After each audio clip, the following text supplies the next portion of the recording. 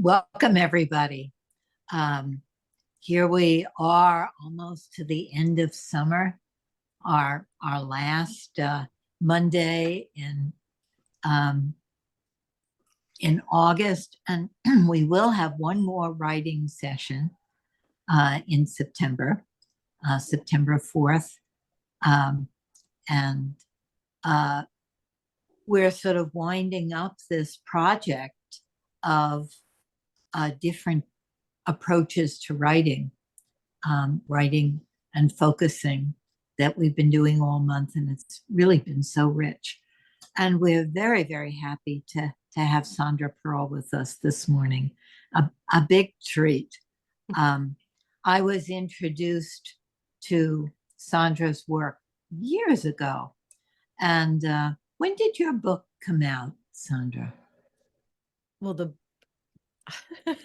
I think not until 2005, but that's maybe 20 or more years prior I was doing this work. So the book was a later iteration of it, when it was possible to make CDs at that time that could Yes, yes, so yes. the technology advanced enough for me to sort of deliver what are similar to focusing questions in a book form with a CD. A whole other story. So that was late in my doing this. I started doing this after I met Jean Genlin in 1978-ish. Wow, It's a while. that's quite wonderful. Well, I think he may have introduced me to your work, um, and it may have been in you know uh, I'm not sure when, but I loved it and wrote with it and also assigned it to my various classes, even classes that weren't writing classes, that were focusing classes, because it's such a wonderful way of learning focusing. Well, thank you. So it's a very special treat to have you here with us. And I'm all ready with my pen and paper. So maybe, Sondra, you can tell us a little bit more about what you've been doing lately.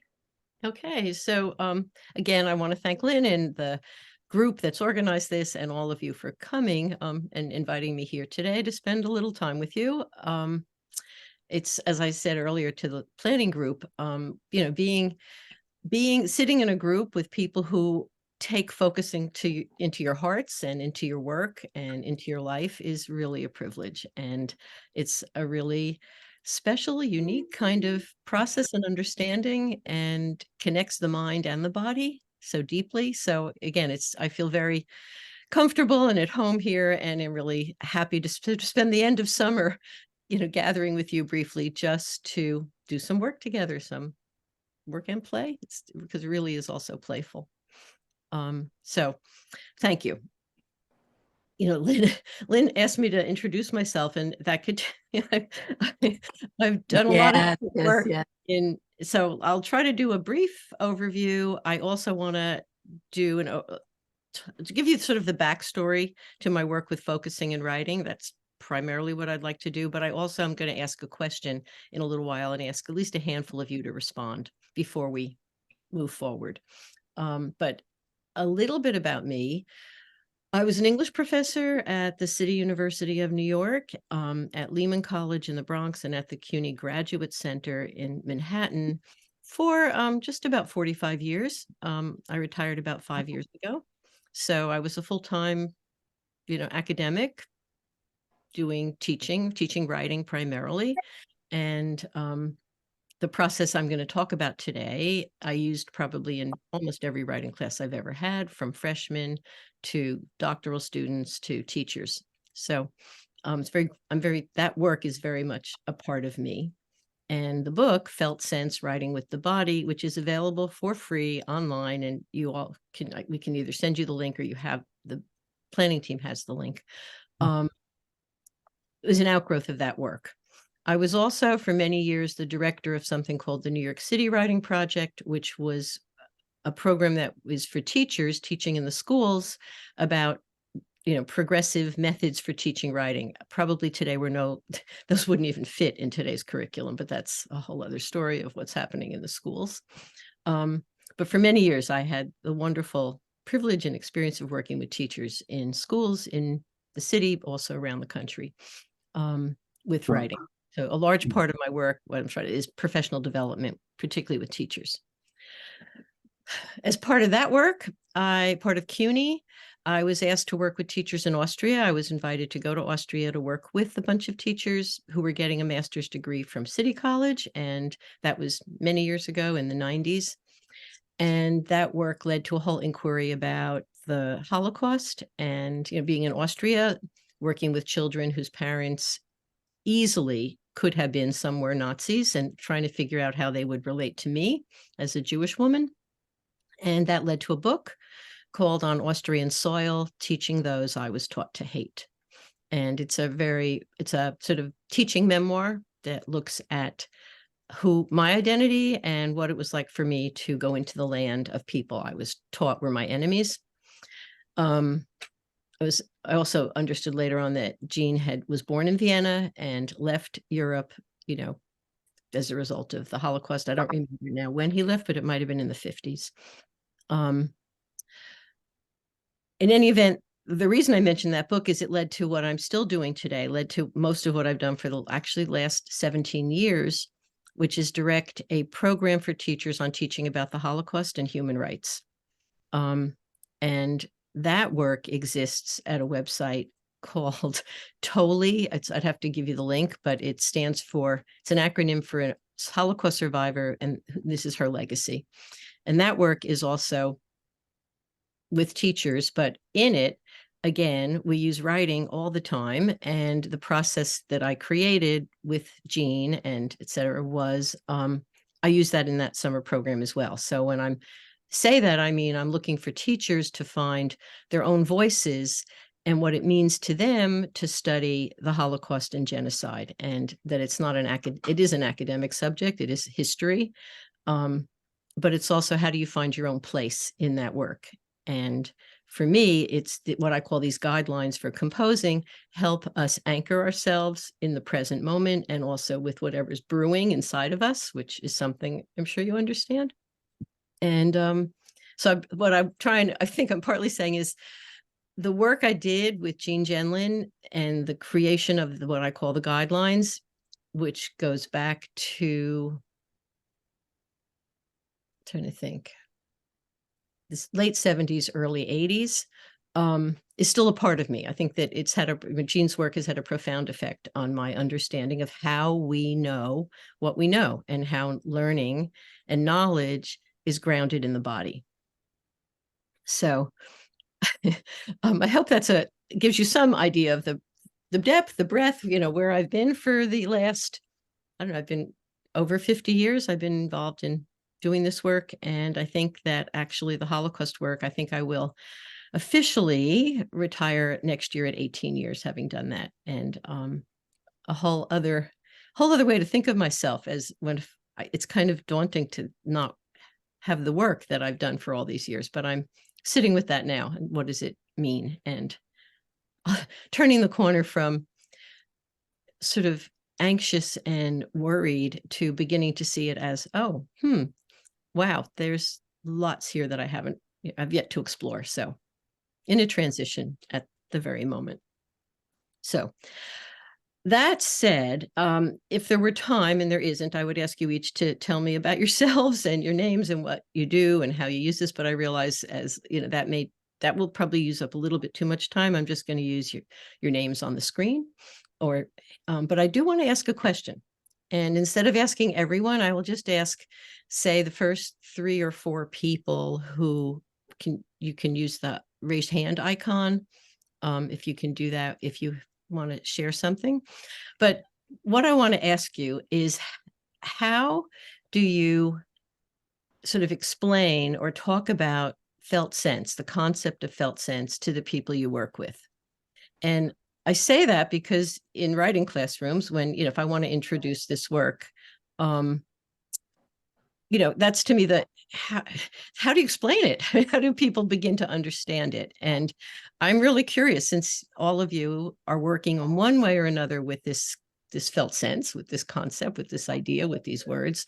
I would love, we can probably have time for, I think we have time for at least, well, 4 or 5 at the most people. If you have something to share, I would really love to hear it. So I'm going to call people who, if you don't know where the icon is, I'm sure Kristen can tell, someone can tell us, or you can just wave, but there are 2 screens. Okay, so first Ruth, and hi, Charles. I haven't seen you in a while. Charles, and then I saw David raise a hand. So that's 3, and then we'll see who else. So Ruth, would you unmute? Oh, yeah, sure. What a privilege it is to meet you. So I'll just let you know I'm Ruth Hirsch from Jerusalem. I've been teaching focusing for almost 30 years now. And I just love this group. So I am allergic to terms like felt sense, because what I found at the very beginning is people were always worried, is it a felt sense or isn't it? So what I do is I don't actually talk about it, but I give an example. And I usually use the example of imagining that you're walking down the street. I do a guided visualization in my first class of focusing basics and you see somebody you just really don't want to see. You're very busy and you see that person, and then just notice what happens inside and how might you describe it. And everybody gets it. And then you realize, oh, it's not that person after all. And you continue walking down and you see somebody who adores you, that really loves you, living, or maybe not even, no longer on the planet, or maybe you've never met, and notice how you feel and let that in. And then just say a word or 2 about how you might describe it. So right there, people get what a felt sense is, and they also get the handle without going into any jargon. So that's what I do. I love it. That's fabulous. Thanks for asking. Super. Yeah. So there was someone second. I think maybe Charles. Was it Charles? There was someone before Charles, but I don't see things are popping around. The video, for some reason, isn't coming on. When I turned the video, I just saw putting my image on. Maybe I'll have to come back on to get the video, because it just comes up blank and I'm not sure why. Okay. But I'll just talk with my image. Is that okay? Sure. So it's Charles speaking, right? Yes. Yeah, Charles, okay. You don't see me at all? You don't see the hand? We see a picture. Yeah, I see a picture in a hand. Yeah, that's all I can do right now. I have to get back on, I guess. But very quickly, I actually have not found it so difficult to communicate what a felt sense is. I've done it in elevators. I've done it. I just say, oh, you don't just live from your head, do you? You live with don't you feel in your gut? Don't you feel the situations in your life, in your body? It isn't just your head, right? And I have hardly met a person who doesn't say, of course. Of course, you don't just live from our head. Of course, I feel it in here. And I said, well, that's a whole sense. You can call it a felt sense because you're feeling it. But that's here right now. And that's what we're paying attention to. We're turning our attention to that and letting that come. And I don't find it takes too much more than that most of the time. No, that's great. Thank you. It's wonderful, rich and full. Yeah, thanks. And paying attention to that, reminds me of Jean's way of speaking. So, that. Yeah, that. Pointing, just pointing to, and that it's not just in the head. Yep. It's our whole, we feel it in all of us. I'm going to jump in for a minute and say that in my field, as writing process became a thing to study, and I will go into that a little bit more, there was a whole group that created the notion that writing is a cognitive process.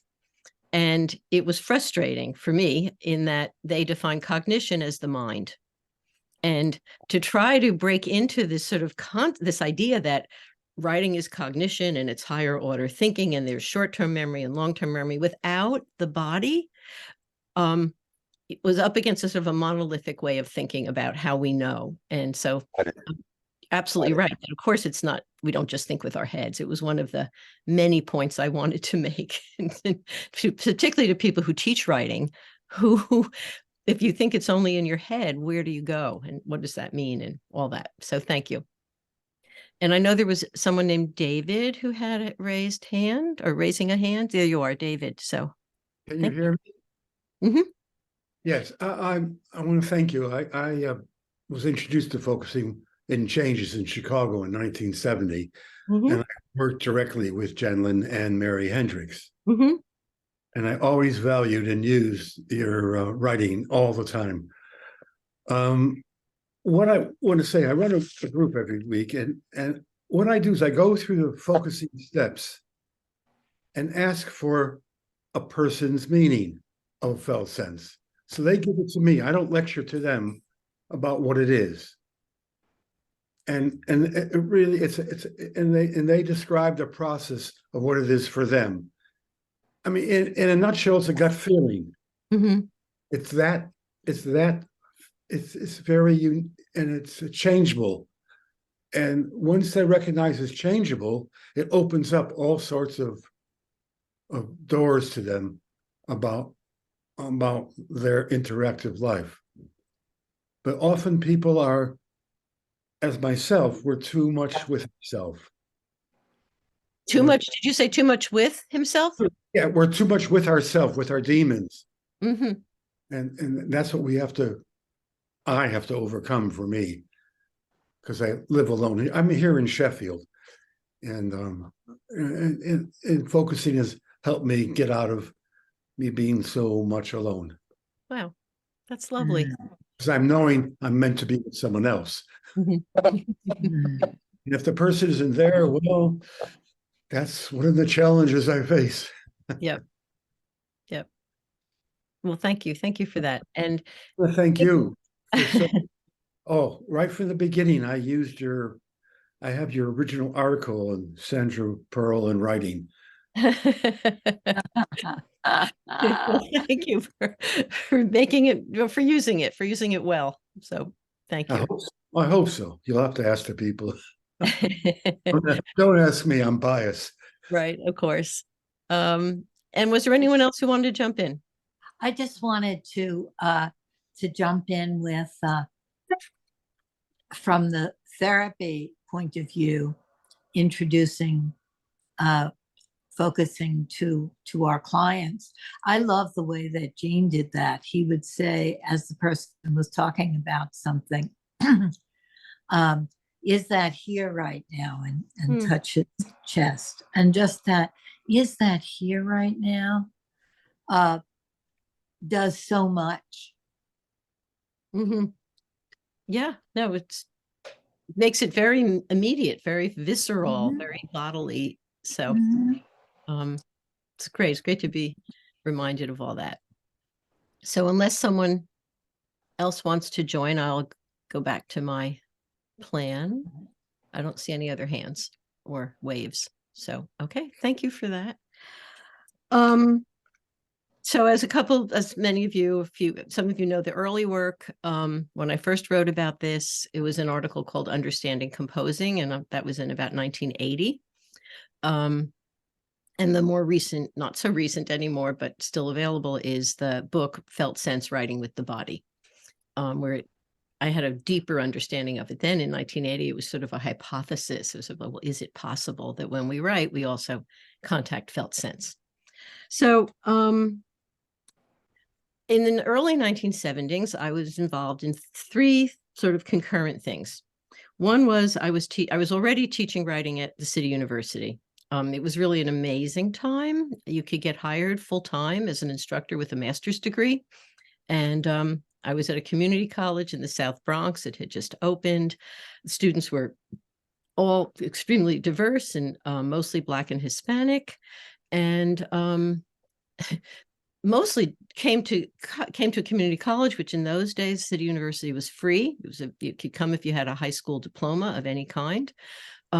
and nobody knew what it meant to write. I mean, if you looked at the written products of the students I had, they were studied with errors. They were not they were comprehensible, but not easily comprehensible. And so you would think these people can't write. They don't understand writing. That was one thing. So I'm teaching. I am young and energetic and in my early 20s and loving this. That's one piece. Two is I was getting a PhD. So I was teaching full-time, getting the PhD part-time at NYU. And I realized that most PhDs at that time, or actually historically in English, were degrees to allowed you to study and teach literature. So if you think about that, it was all about the finished product. You're reading a book, a novel, a poem, a play, whatever. And teachers were primarily taught how to analyze and critique finished work.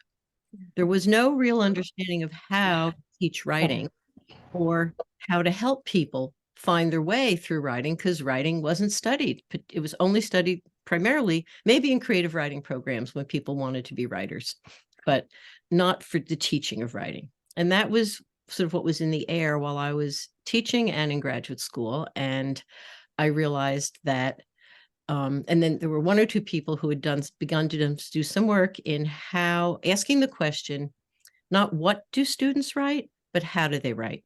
What is the process that writers go through in order to go from essentially a blank page to a finished work?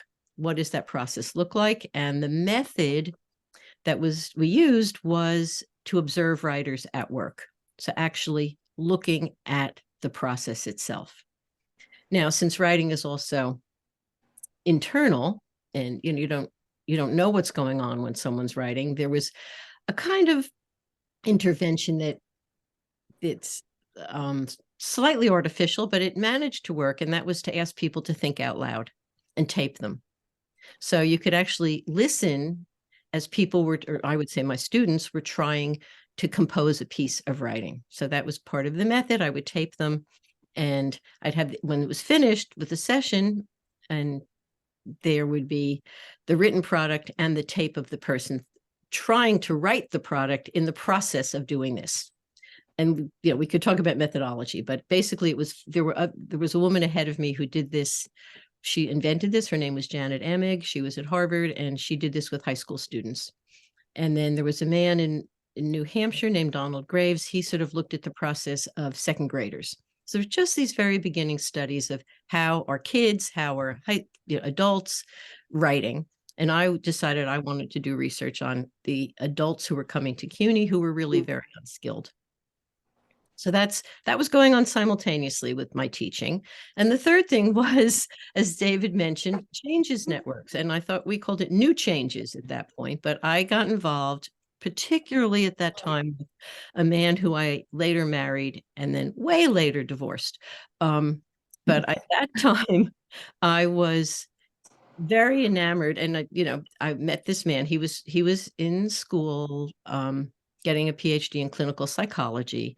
He was also drawn toward philosophy, and he made his founding with Jean Genlin. And it was the early 70s, and they decided to set up a changes network, or called New Changes, particularly for Vietnam veterans in New York City, to learn focusing and listening. And he asked me if I wanted to join the group and learn how to do this. And I said, sure. And that's the early days is how I got to know Jean and meet Jean, was because we set up the New Changes Network in New York City.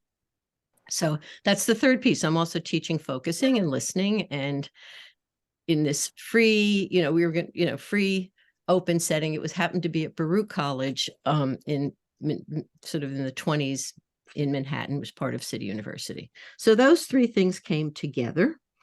And I'll stop for a minute if anyone wants to jump in or comment or ask a question.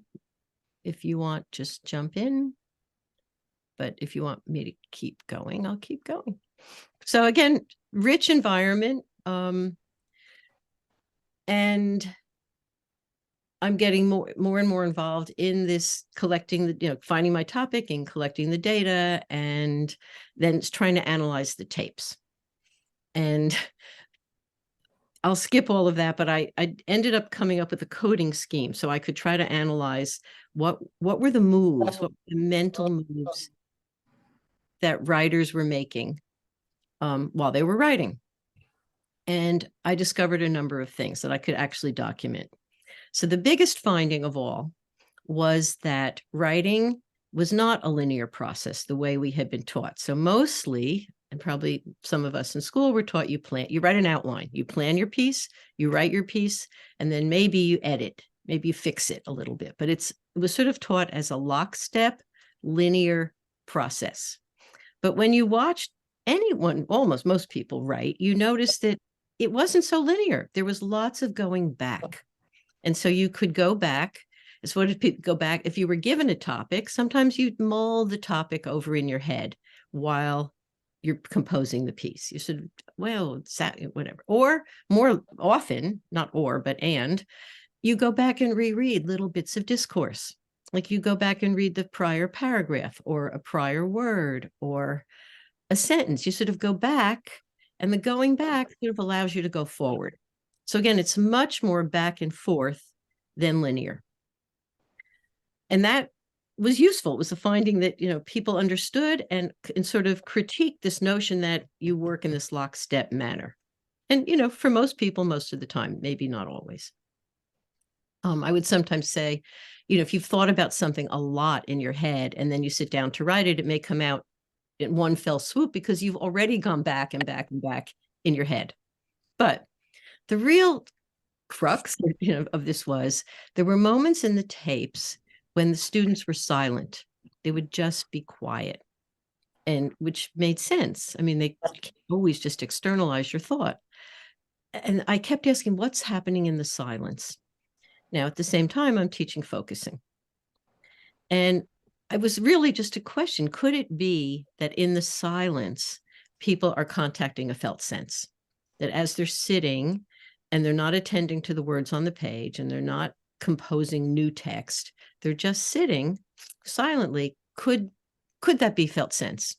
And so the first article, Understanding Composing, was really posing it as a question because I couldn't prove it. It just was, maybe that's what's happening. And I got a lot of response to that article with people saying, you've described absolutely how I write. There's this back and forth and there's this quiet. And the quiet, again, I couldn't, document it exactly, but people seem to resonate with that idea. So I finished my dissertation. I'm doing my teaching writing. I moved from a community college to a senior college. I'm teaching teachers, and begins to dawn on me that what if I took the focusing questions and adjusted them minimally to gear them to people who are not in a therapeutic situation, who are not just speaking with a focusing guide or a helper, but they want to write. What if we use them in classrooms to help students basically find topics or issues or questions that are important to them? Because half of most of what makes writing powerful, right, is when you write what you care about, when you write from your heart, when you're, so much of writing in schools was the teachers giving someone a topic, which you can also contact a felt sense, of course, about any topic. You can ask, where is that for me, and et cetera. But I was hoping to help students create writing that they came from a place in them where it was grounded and important. So the main way I was using the focusing, what I'm going to call the guidelines for composing, was to help students find something to write about that mattered, and to really see if they could come up with a word, a phrase, or an image, that kind of grounds the topic for them or opens up the topic for them, and then to explore that in writing. And that's, so I'm distracted because I'm home with my puppy and now he's asking for attention. Let me check the time. All right. Okay. I don't know what to do with you right now. Okay, here you go. let's see. Oh, he left because I gave him something he shouldn't chew on.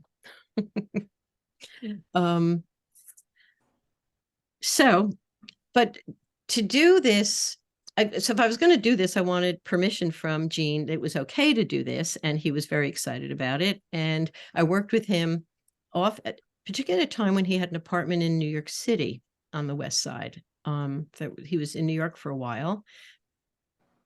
This is not sure when this was now. I'd have to go back and think about it. But in any event, I started using these not in a published form, but with teachers in around 1980. And then teachers got excited about them and they brought them into classrooms. And I guess that was the trajectory was we kept using them. But yeah, I would do it at a workshop and people would say, I wish we could take you home with us. I wish we had your voice. Because it's, when you open the space for someone to focus, you're holding the space, you're guiding them, but it's gentle and it's open and invitational, and most people would resonate with that, even in a classroom. And I would never do it the first day I met students. I would want to develop some trust first. We'd want to do other things, but maybe in the third week of a semester, I'd say, let's do this process. And that would often give them a lot of material to then decide, is this something I want to work on? Is this something I want to share? And there was always the opportunity, of course, the choice not to share if it became too personal. Mostly people were very mindful of, they didn't go to the places that were too hard. They sort of found a middle ground. But in any event, I didn't have any way to make it available to people because there wasn't the technology. But eventually, when CDs were on the market, it dawned on me I could tape this, and I could, it would be a way for people to take my voice with them. So I remember I had a publisher named Heinemann. I went to a studio and we recorded but let me back up and say the guidelines themselves then I worked on with Gene, and we talked about how to make the move from sort of setting aside everything to asking an open question to what you don't know, and uncertainty, and engaging with a felt sense. And so it was really, they follow the logic of focusing, although they're not quite exactly the same as focusing. And towards the end of the process, there are some questions about form, and, I don't think we necessarily start out to write a poem or a letter, well, maybe a letter or an essay. It's just, there's material, there's meaning. We make meaning. Was that a comment or that was just a noise? Okay. But often in the process of going through these guidelines, it seems to me that form emerges, and we are often surprised that what the piece wants to be is a poem, or the piece wants to be a narrative of some sort. But I don't think we know that ahead of time. I think that partly the content helps us figure out, tells us what shape it most wants to be. So there's questions about form and point of view and shape towards the end. So they're really geared, again, to a piece of writing, not necessarily to solving a problem or getting a step in some emotional moment. It's geared to text. And that made it safe for teachers also to be able to do this in classrooms, I think. Anyway, it was wonderful working with Gene and getting this down, and then making the CD. And so then when my kids were young then, and I came back and I'd gone to New Hampshire to Heinemann to make the CD, and it finally comes in the mail and we put it on, and all they knew of CDs was that they were music. So there was this sort of, Mom, that's your music? It was a very, Mom, CD has arrived and it's totally boring. So that was let me just see if there's anything else here. Yeah, that sort of takes you through the method, the process that I went through to create the felt sense writing with the body. as I said, I mean, there were many people who teach writing who immediately understood this makes enormous sense, and I want to use it with my students. The CD also has a place that's self-guided, so anyone can use it at home and guide yourself through it. It was created for classrooms, so there's a short version that with classroom in New York City, classrooms are 42 minutes or had been. So you could fit it into a 40-minute classroom, and then there's a 60-minute version, but mainly it just means when you're pausing, you can give people more or less time to write. So again, guided process. And it's, when I was using it with graduate students, that's when that's when the book, I was able to write the book. And then more recently, my students said, we should put this on a website and just be available. So they mounted it on a website at the CUNY Graduate Center. It's still there. And so the book is there. My delivering the guide in my voice is there. There's a little video overview, and that's writing with the body. And from time to time, we've talked about putting it on the focusing website, but we still could. I'm not sure where that ended up. And then I think I want to pause and ask people to respond or ask questions or share your own experience, but I feel like I've talked a lot. So people want to raise hands or just unmute and jump in, that would be fine. Okay, David again. Yes, Sandra, I've been writing my autobiography. I've gotten stuck. And I don't know, I was doing it every day for months, but all of a sudden, I want to get back to it, but I just don't know how to get back to writing it again. I go through it and correct some details. That helps, but I really need to get into it to continue writing. Any suggestions? I mean, I guess I mean, not off the top of my head. Go ahead. I mean, I'm trying to figure out whether it's a question like what's in the way, what's the stuckness all about? Yeah. It's something about what's in the way. It has something to do with me valuing myself that I know. So so there's a stopping, there's a somehow not yet trusting that there's value in this for you or in telling this to others. Yes, that's right. So, but I've done it because I want to show people who I am and what I've done. And Jenna and I really a lot happened between us in when I was doing my work in Chicago. So maybe writing about the stuckness is part of the journey. It's who you are. Yeah, so maybe I should start writing about the stuckness. Okay, that's interesting. Be interesting to see where that goes. I mean, that's in the way, and yet you can engage it, right? Yeah, I'll try that. Okay, thank you. Sure. Mostly just listening, right? Yes, that's what it's all about. Yeah.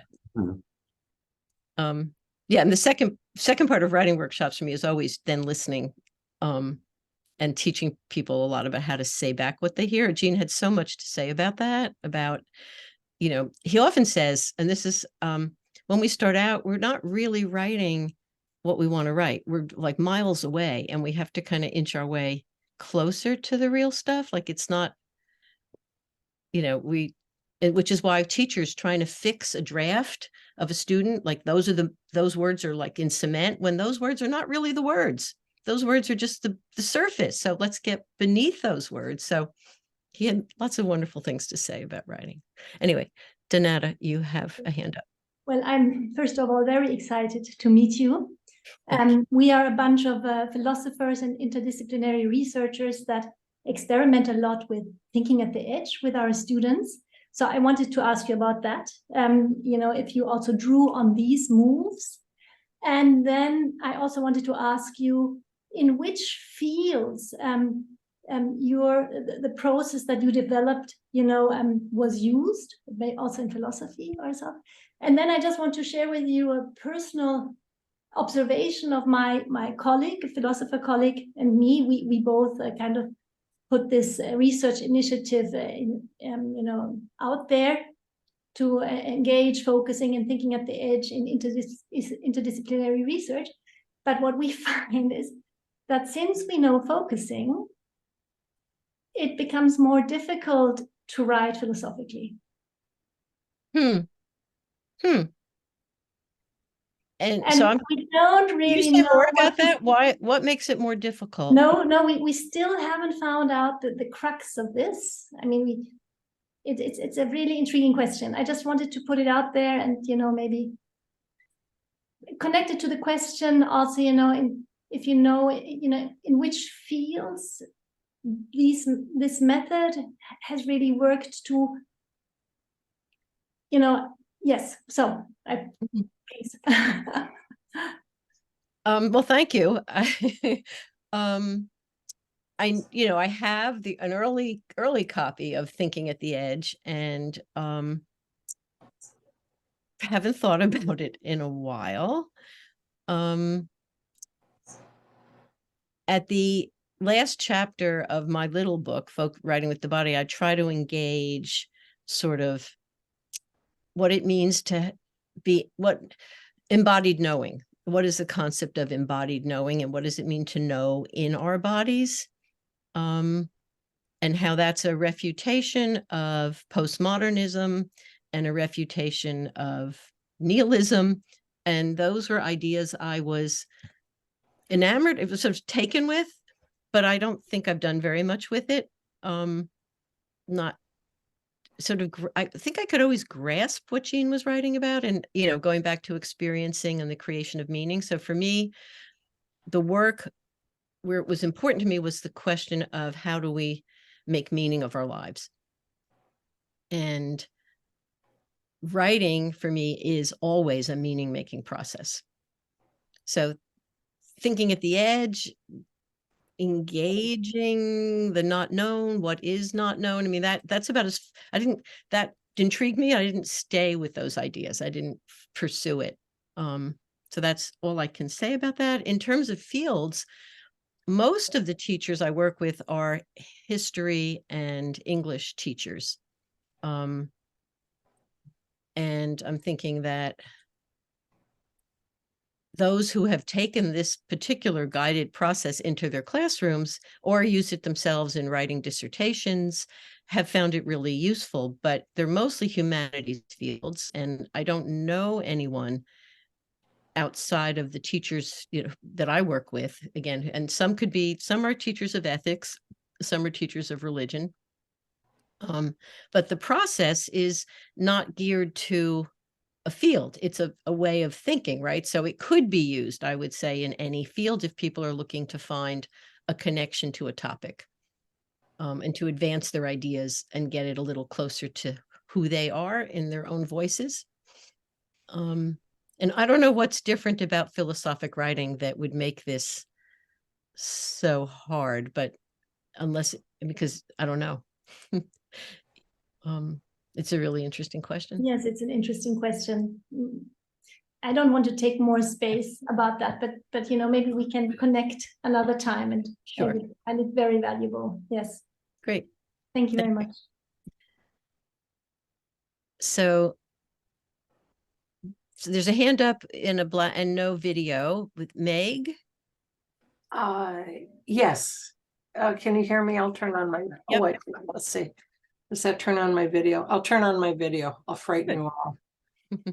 Where the hell is it? Because I need the video for what I'm going to say. Sure. So I'm sorry. I hope I'm not sidetracking, because this isn't about philosophy, but I had two things I wanted to say that I thought would be of interest about body sensing. I spent 20 years as a technical writer and editor, and I've written about 70 books about computers. Nobody ever wanted to read them. And I spent, of course, 3 years full-time editor. I also spent 3 years as a stand-up comic. And now I want to talk about two things. First of all, I teach a workshop for people who want to be more expressive in comedy, public speaking, etc. And here's something I found out by accident. I won't tell you the backstory of how I stumbled into this. But if you want to maybe increase experiment with your body feel, it can be very useful to turn on a lecture, go to the radio, turn on a lecture, listen to some verbal stream of interest to you, and stand up. By the way, you got to pull down the shades when you do this. And as the verbal stream comes at you, perhaps a scientist, a musician, act out everything they're saying. Do Tai Chi to represent either emotionally or representationally what they're saying. This is a way of massively paying attention in hearing, but it also lets other people mute those constraints that have been telling you for 40 years to shut up your body, because you're essentially dancing, Tai Chi, and acting. And it's funny. You'll break out laughing. It's great fun. So that's that sounds fabulous. And you would do it with any piece of written, any oral thing, like a novel or a biography or anything at all. Yes, to your own taste. I'm a big science fan. Mm-hmm. Love listening to scientists, writers, poets, but mostly scientists. But anybody who's intelligent, has a brain, and is giving usually a monologue. I found monologues where the host lets the person talk a long time, and where you can't see them. You don't want, at this exercise, you don't want to look at them. Mm-hmm. You're allowing yourself to be fully present to yourself. Here, Sondra, talk for 20 seconds about horses. Horses makes me think of Geraldine Brooks's novel called Horse, which is an incredible historical fiction. And having met Geraldine Brooks, having had her part of our book group to talk with us about it, also found her to be charming. Okay, that's enough. But that was an example of a monologue coming at you, mm-hmm. and expressing it with your whole body, whether you loved it or you hated them or you're wildly confused, but allow your entire body. I mean, large scale, where in conversation, you might move your hand 3 inches. Mm-hmm. In this exercise, you move your hand up a yard. Mm-hmm. By the way, it's a variation of an old acting technique David Niven writes about, one of his bio. And now I want to talk about something that happened accidentally. And those of you who are editors or writers, you might want to try this. By a fluke, a friend of mine wrote a book. And she asked me to come to her house and edit it. And I said, okay. It was a very simple book. It turned out to be a quite wonderful book, but very simple. Actually, the title of the book was How to Pay a Compliment. And I thought, how the hell can you write a whole book on? So I went up to her house, sat down Saturday morning at coffee, and my friend said, oh, and this is my good friend Ellen. She's an editor too, so I'm hoping you can edit the book together. I thought, really? But Ellen and I much cherished the author. And so we agreed, okay, Ellen, you read 2 or 3 paragraphs and I'll mark the manuscript. You mark what you want. And then I'll take over. I'll read 2 or 3 paragraphs. So we'll talk out loud. And if we're both stumped, whatever. But that was our method. We thought we'd try that. So we did that for about 10 minutes, 15 minutes. And then our friend, the author, broke out laughing. He said, what's the story? And our friend, the author, said, you two are not looking at each other. You're looking at the manuscript. You have no idea. You are mirror images of each other. You're both waving your hands in the same way. You're both frowning. It's like each of you is a mirror image of the other in your body movements, in your facial expression. Luckily, Ellen and I guess we're very much the same type of editor. I'm a very visceral editor. I almost dance the text when I'm editing it, so I can feel it in my body to make. Anyway, so there were two things, the large reenactment, and they both drag in the body, but I thought that was so amazing. Hmm, To that's have two fascinating. people editing a manuscript and they're both doing the same Tai Chi. It's like intellectual, emotional Tai Chi. Mhm. And we were both very experienced editors, so we're really, anyway, thank you for the opportunity to say that. Well, thank you for sharing that. I'm going to try the movement with listening. So it's great. Thank you. I'm thinking that we should probably go into the breakout rooms in about 5 minutes, and we need to give Dorothy a chance to read the poem. So just holding the time here, and Okay, maybe so yeah. Can we just give Roberta a minute or two to say what she wanted to say with her hand up? Yes, And then yes. no more for now, and we'll resume later. Mhm. Yes. Thank you. Thank you, everyone. Sondra, this is so fascinating.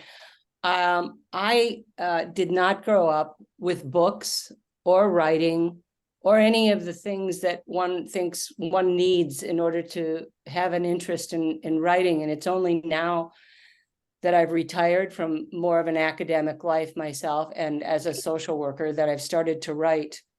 And I just want to say I'm also an astrologer.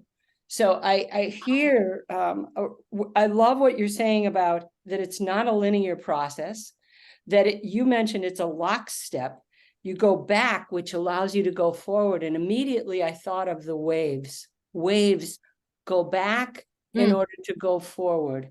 In other words, and it's ruled by something much more, the tides are ruled by this much larger concept or field, right?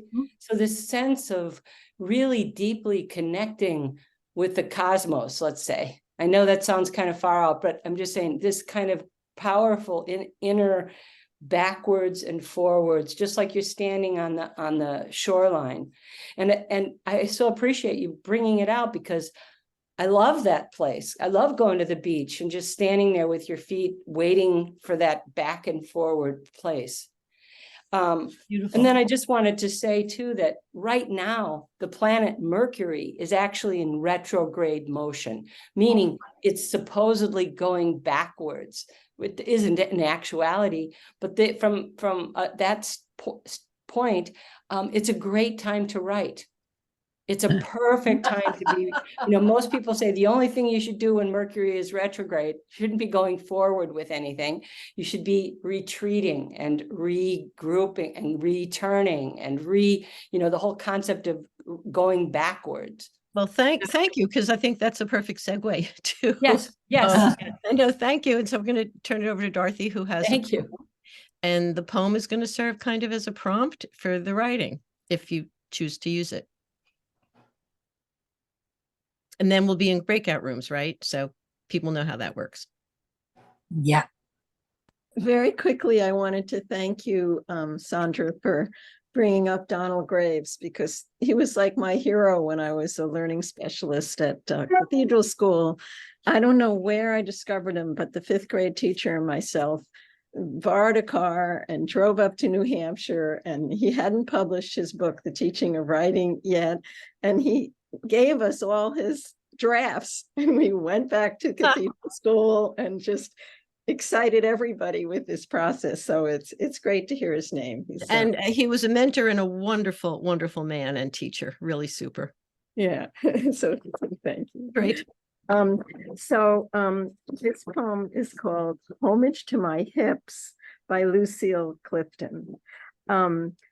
These hips are big hips. They need space to move around in. They don't fit into little petty places. These hips are free hips. They don't like to be held back. These hips have never been enslaved. They go where they want to go. They do what they want to do. These hips are mighty hips. These hips are magic hips. I have known them. I have known them to put a spell on a man and spin him like a top.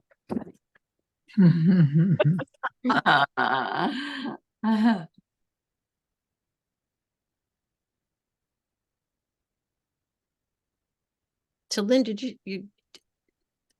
this is the time to turn this over to what's ever next, right? But I guess, and let me just say, so that's, in my mind, that's people could pick up on that. Maybe we should hear it one more time. Yeah, that sounds like a good idea. It's very And then short. Christine will put people into breakout rooms, and we just want to remind people, if you need to leave, leave before you accept your breakout room, so you're not abandoning anybody. And this is a response to a poem is, whatever, if you want to use the poem or a word in the poem or a phrase in the poem to start your own writing, that's fine. If you want to go somewhere else, that's fine, right? And the timing on this is? Yes, that we'll come back, we'll write together, we'll come back at 9:30. So we'll have about 15 minutes. I'm just thinking, I wonder if maybe, since we're going to be writing, we don't need to be in the breakout rooms. We would just write together and then come back and share whatever. What do you think of that, Sondra? Sure, I think that would be great. I've done that during the pandemic with teachers. We just sit and write together, and then sure, on Zoom, right? Yeah. I mean, yep. So nice. we'll just be together, and we'll have about 10 minutes to write, or 8 minutes to write, or something like that. What? Is there sharing involved in this? A few people, or not? Well, after the writing, then we usually have the sharing after the breakout room. So then we'll share, and we have 10 minutes. 10 minutes. Okay, good. So Dorothy could read the poem again, and then we can just do a little bit of writing. Yeah, sounds great to me. Okay. Homage to My Hips by Lucille Clifton. These hips are big hips. They need space to move around in. They don't fit into little petty places. These hips are free hips. They don't like to be held back. These hips have never been enslaved. They go where they want to go. They do what they want to do. These hips are mighty hips. These hips are magic hips. I have known them to put a spell on a man and spin him like a top. Thank you.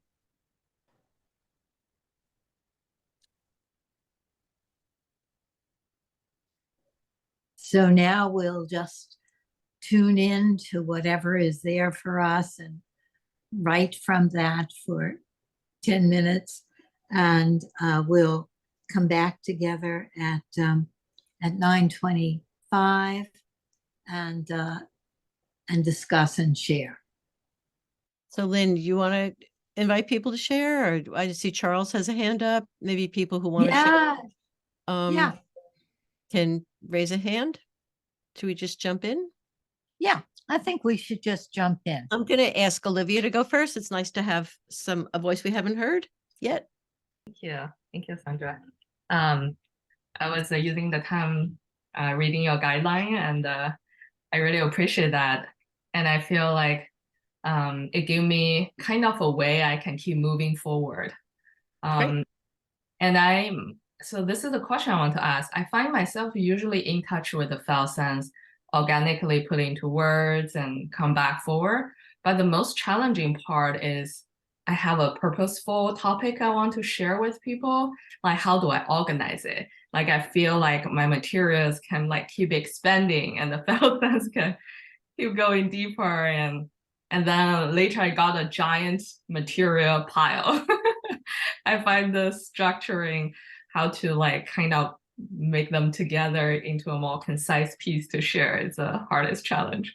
Yeah. So I wonder if I have anything to share about that. All I would say briefly is that for me is when response groups come in, and when getting feedback from others to say what they hear as the core or the center, or what could be in a second piece or go later. But sometimes you can't see it yourself, and it's to have listeners who are attuned to what you can sort of talk out what you want this to be and who it's for. But I would want to get feedback and just take it very gently and lightly to see, what would someone else advise? Thank you. Very helpful. So I'm curious if anyone wants to share what they just wrote. And so David and Charles are our two big responders. I'm going to make space for anyone else. So is that Shashi? I will read what I wrote. It's called My Garden. From the bedroom, from the kitchen, from the dining room, from the patio, is all pervasive, just like the garden of my mind and its weeds. Flowers bloom and fade, ideas come and go. I age and season like an old, well-established garden. I grow in beauty. Oh, beautiful. Yeah. Thank you for that. I think it was inspired by the poem on hips. Yeah. Hips. Yeah. Yeah. Victor. Okay, I think it's like a couple of little poems. The right of writing, the ceremony of making up, going through, starting with something, ending with nothing, and the other one related. I start with a task to write. I finish with an inspiration. This is the end. This is the beginning. Very generative. Yes. The ending is not the ending, it's the starting. Anyone else? Oh, should I try it now? Sure. And then Laura, I saw a hand. Okay, So sure, David. I think I broke through my stuckness by Wonderful. the idea came to create a website and break up my autobiography into different sections and start to put each section into the website as I go. And that's cracked it, really. Wow. Because Congratulations. I have so much I've done so much. I'm 80, you see, I've done so much. And I think it'll work. Thank you. Wonderful. Yeah, delighted. And I know people are applauding for you. So people who know you are very clearly happy to see and hear that. It's great. Thank you. Laura, did you want to say something or share something? Yeah. And I've used your guidelines for about 3 or 4 years with a focusing partner, and it's such a pleasure to meet you. Thank you. These breasts lead the way. They're full of milk, of nurturing. They impress on others as much as the soft outlines of my face and expression. These breasts say multiples. They diminish me from the fashionable world. They keep me on the edges of relevancy as a sexual object. They suggest Bubby, Grandma, Mother Earth. For me, they're too loud. I hold them back, not trusting them to lead, but making them smaller, as if I could. These breasts are the biggest thing about me. When I don't want to be big, when I want to hide, I can't hide. These breasts are heavy. I slump forward, carrying them like a full bag of groceries. My back curved, my chin jugging out to balance the whole load. Neck, trying to compromise, negotiating between, adjusting for the weight of head and the slump of body. So much tension riding on neck. Neck tightens itself up to do its job. Maybe a firm, fixed structure will support both head and body. Ah, neck, you are the part where I find myself. I recognize your dilemma, your intent, your struggle. Your attempts to support by becoming stiff and immobile.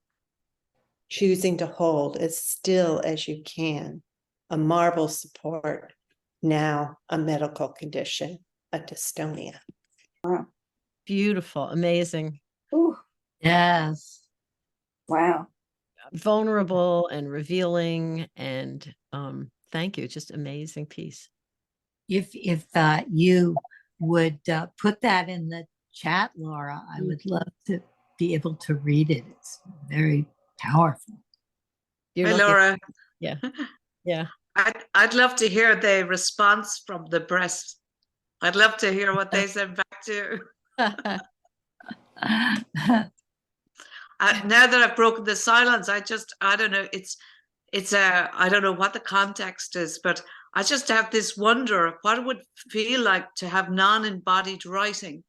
When I heard you talking, Sondra, around so long back around Gendlin, meeting Gendlin, and knowing just even his voice, hello, hello, and I'm wondering, that we almost could channel him. I just feel that sense of connection and that it defies time. There's a quick story. I was on a line with him once, and I said, I remember that when someone's father died, and Gene got very emotional, and he said, yes, there was only one person that I wanted to talk to when his own father died.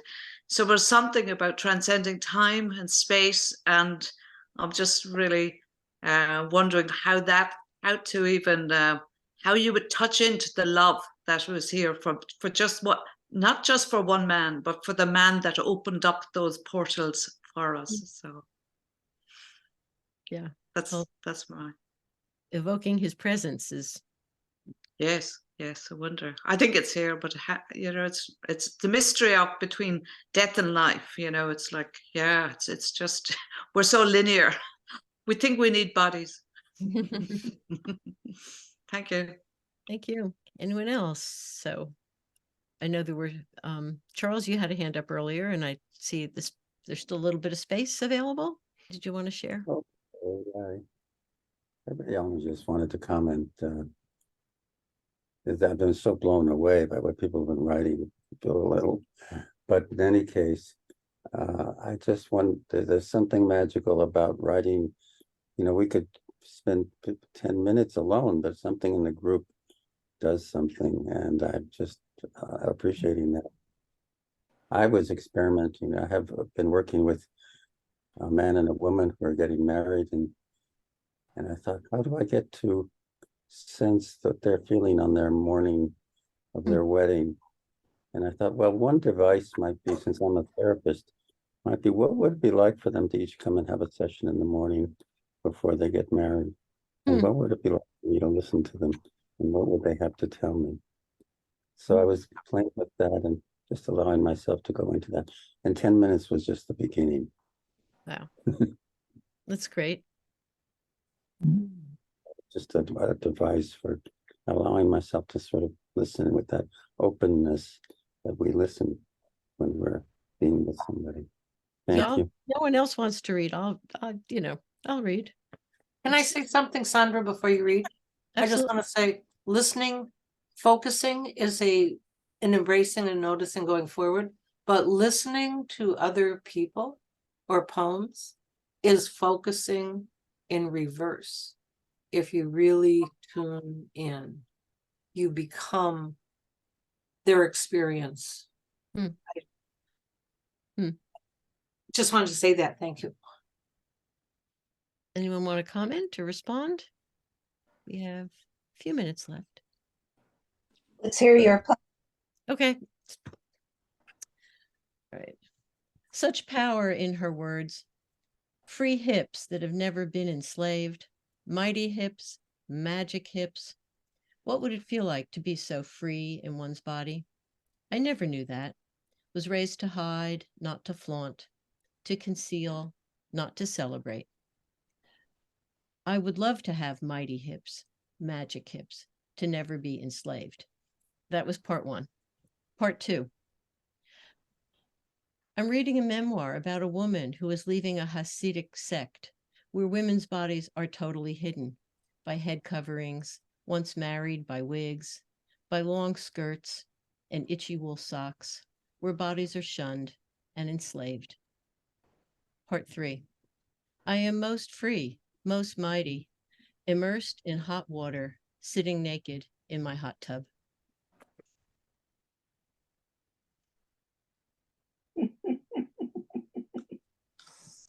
So that was fun.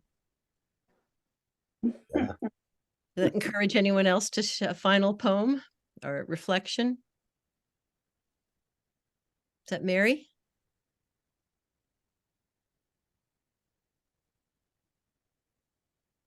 You Oh, encouraged me. Sorry, Dorothy, I didn't see your, it was hidden your hand, but okay, Mary and Dorothy. And that may bring us to the end. The words that came out of the poem for me were the big hips, the free, go, do, mighty, magic, spin them like a top. Power, boomsa daisy, fling it, baby, go where you like. Woman, spendthrift, pirouetting across a wide stage, men sent flying. No, I said, no, none of that. More of this. This is what I want. Is this what I want? Is this what I want? Say what you want. Come out of your cage, fling wide the door. It's not locked, you know, not anymore. No more of that. Say no. Just say no. Leave the stage to the actors. Choreograph your own understanding. Wow. Wonderful. Lots of power in that. Yeah. Okay, Dorothy. I'm not mute. You're still muted. I'm not little. At 13, I'm tall. Maybe string bean like, but tall. Stand up, my mother sternly commands, putting her hand in the small of my back. Decades later, I keep losing inches, 5'7.5" to 5'7", and shrinking to 5'4". Knowing the height meter keeps shrinking to 5'4", but I lie, knowing the height meter tells a different story. You shrank too, Mom, so small in your 90s. What was that like for you? Another one of those questions I never asked her. Or more likely, I did ask, and she said, oh, it's not important, feelings. Just live in the moment and be content. Yeah, beautiful. Thank you. Mm. So Liz. Can I do one? I know it. Well, again, I think we have till so sure. Very short. Here it is. Yep. Speaking of hips, one of mine is titanium. It's an old person thing.